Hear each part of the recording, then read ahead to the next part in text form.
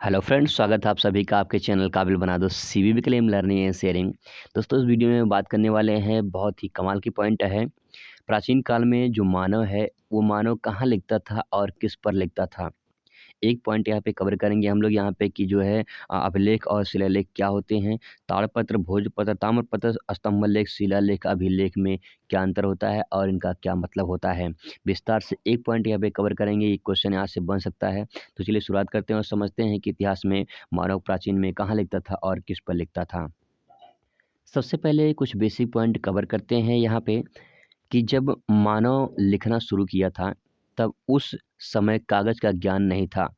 जब मानव ने लिखना शुरू किया था, तो उस टाइम पे कागज़ का ज्ञान नहीं था, जिसकी वो अपने लेखों को ताड़पत्र, भोजपत्र, ताम्रपत्र, शिलालेख, अभिलेख पर लिखता था। तो आइए समझते हैं कि ये क्या होते हैं और इनका यूज़ कब-कब किया मानव ने, समझते हैं इसको विस्तार से।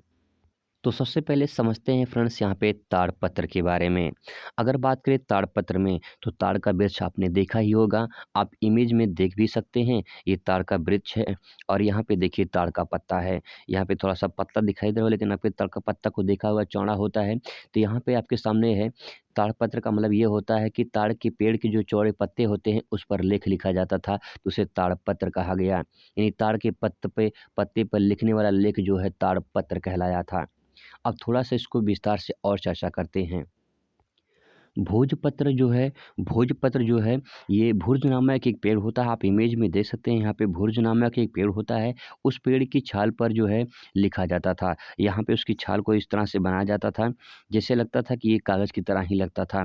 तो इस पे जो है लेख लिखे जाते थे। तो भोजपत्र पे यानी भुर्ज नामक ये पेड़ था जिसकी छाल को निकाल कर, काट कर जो है उस पे इस तरह से छाल निकाला जाता था, तो उस पे जो है लिखा जाता था, मतलब लेख लिखते थे। इसके बाद बात करते हैं अगले पॉइंट पर। तो अगला पॉइंट है यहाँ पे ताम्रपत्र। ताम्रपत्र का मतलब ये होता है कि जो तांबे के पतले से चपटे टुकड़े पर जो है जब लिखा जाता था, तो उसे जो है ताम्रपत्र कहा जाता था। यहाँ पे आप इसमें देख सकते हैं कि जो है ताम्रपत्र में तांबे के पतले से चपटे चद्दर होता था, उस पर जो है लेख लिखा जाता था। वहीं बात करें जो है स्तंभ लेख की। स्तंभ लेख का मतलब ये होता है कि स्तंभ मतलब एक आप सकते हैं ऊर्ध्वाधर एक कोई खंभा पत्थर का, तो यहाँ पे पत्थर के खंभों पर जो लेख लिखा जाता था, जो इस तरह से स्तंभ होता था, यहाँ पे देखते हैं लिखा हुआ लेख है। तो स्तंभ पे पत्थर के खंभों पर लिखा गया लेख स्तंभ लेख कहलाया था।